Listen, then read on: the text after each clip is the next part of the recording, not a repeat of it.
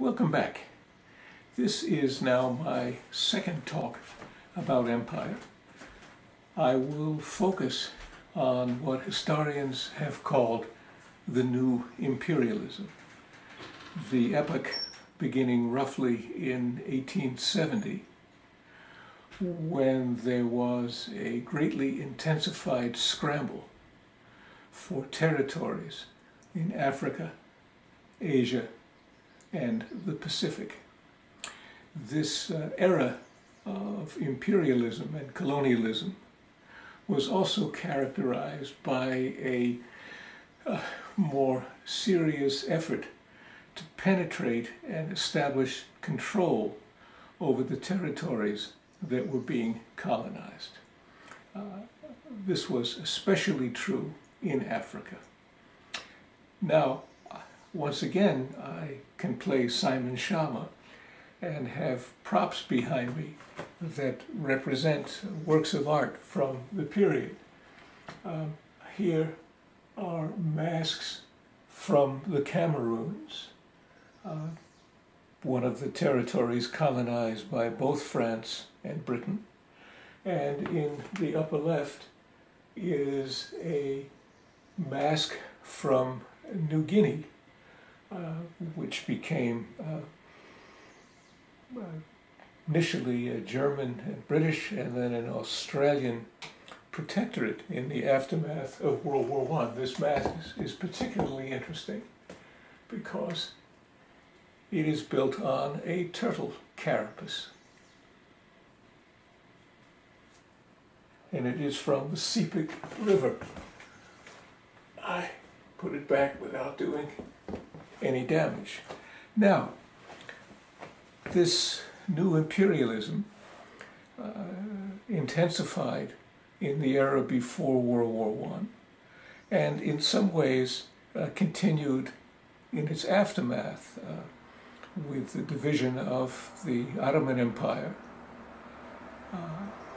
and the spoils going to the British and the French by virtue of the Sykes-Picot Agreement. Explanations for this new imperialism are roughly of three kinds: economic, political, and psychological.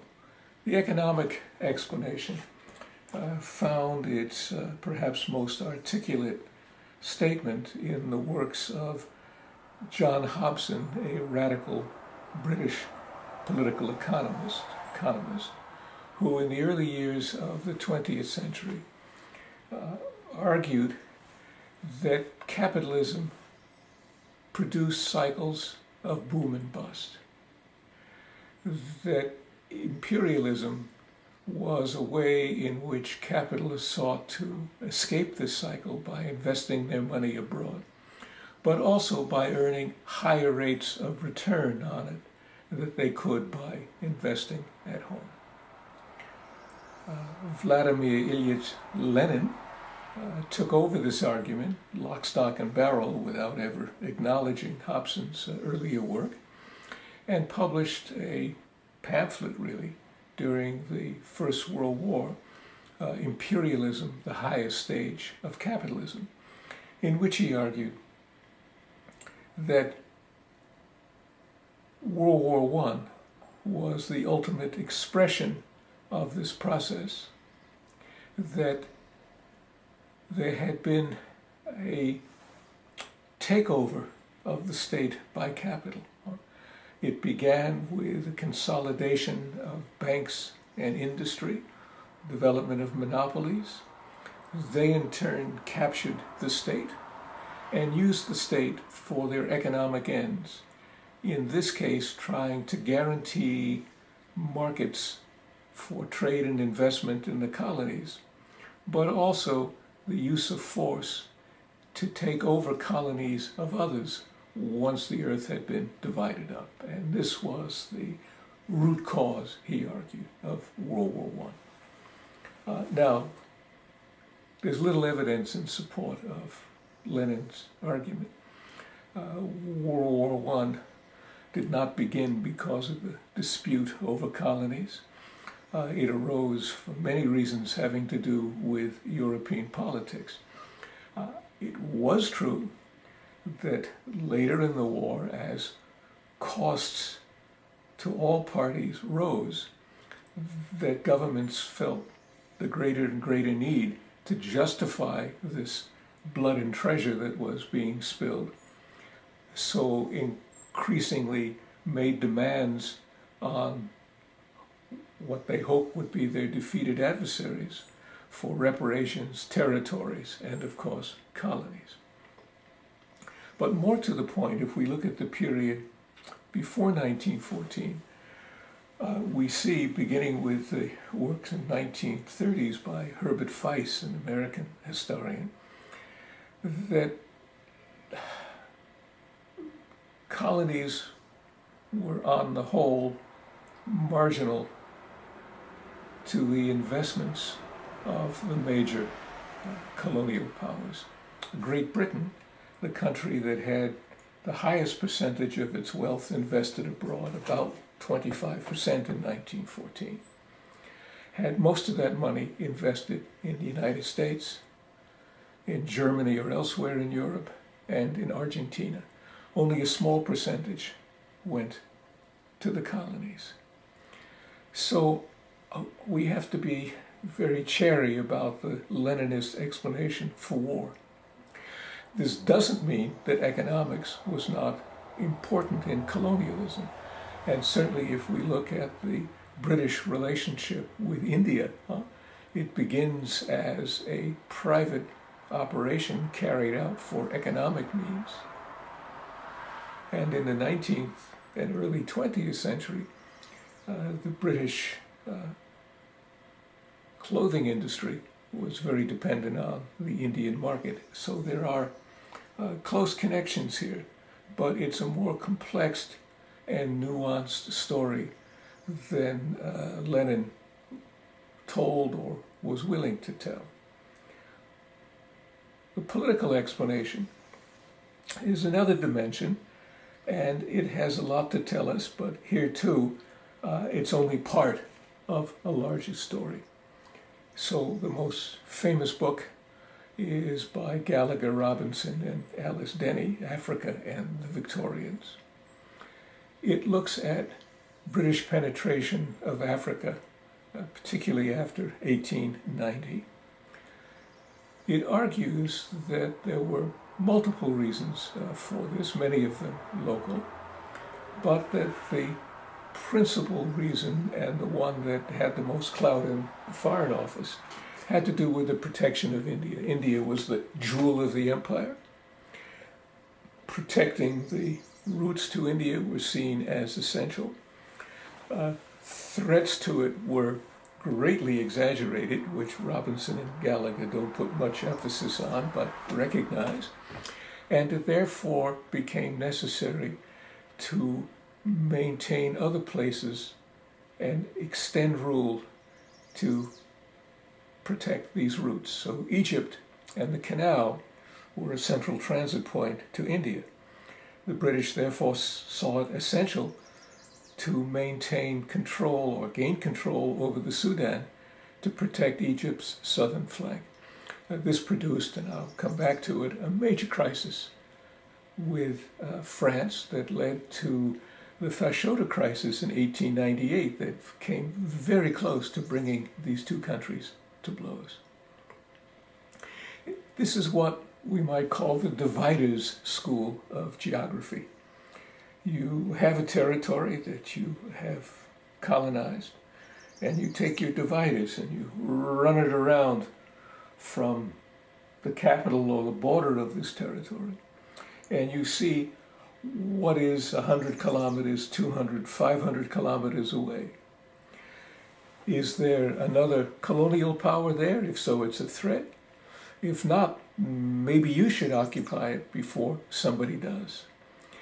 And once a territory is occupied, the dividers go into operation again, and there are new territories that have to be conquered for security for the one that most recently was. This kind of mentality was clearly evident in colonial offices around the world and foreign offices. The so-called Great Game in Asia, which involved Russia and Britain, but also France.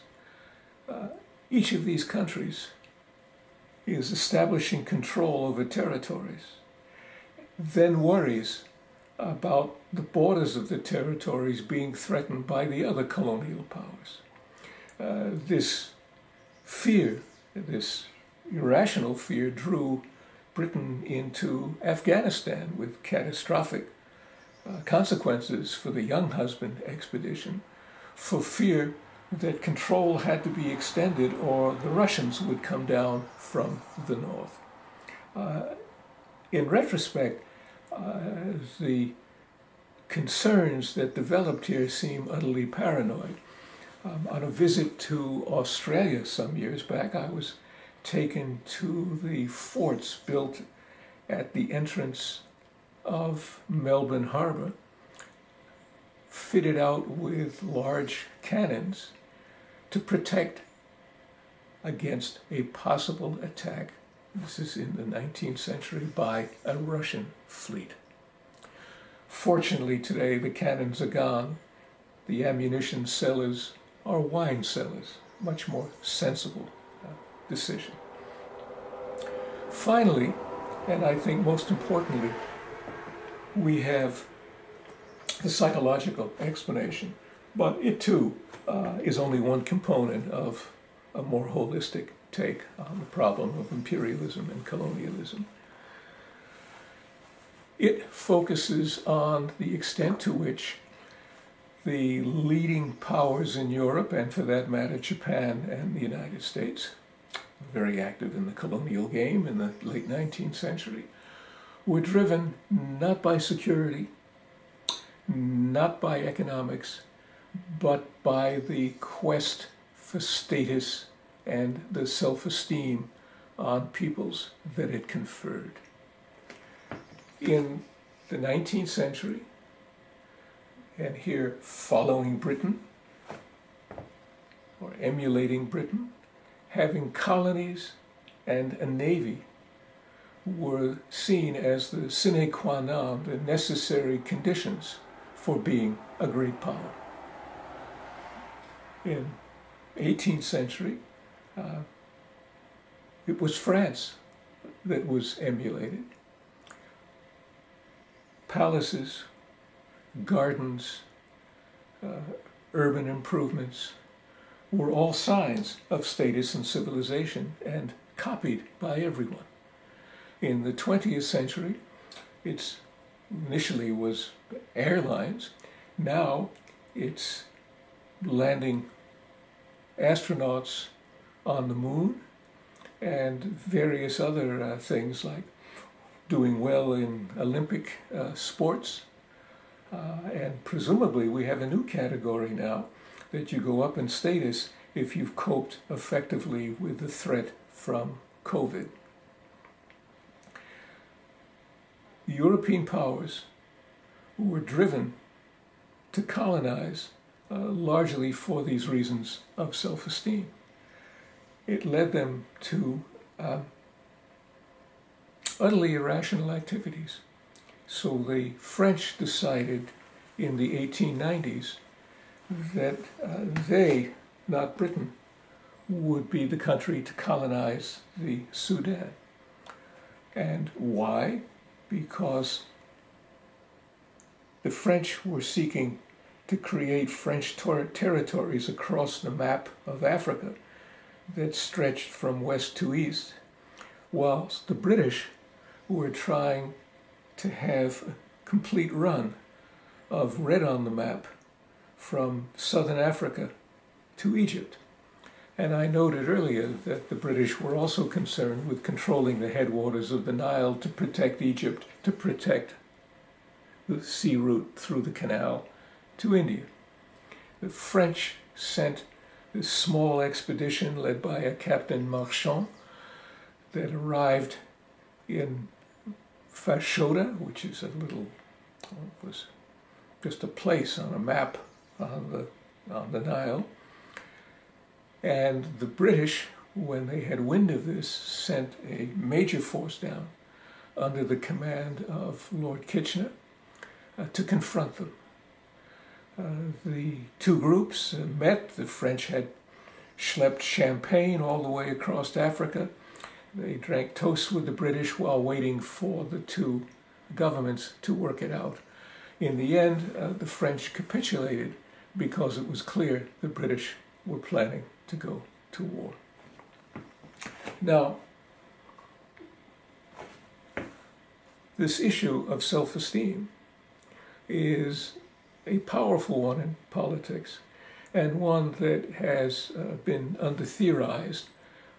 It's why I wrote a cultural theory of international relations, but that's a topic to which I will return on another occasion. Thank you.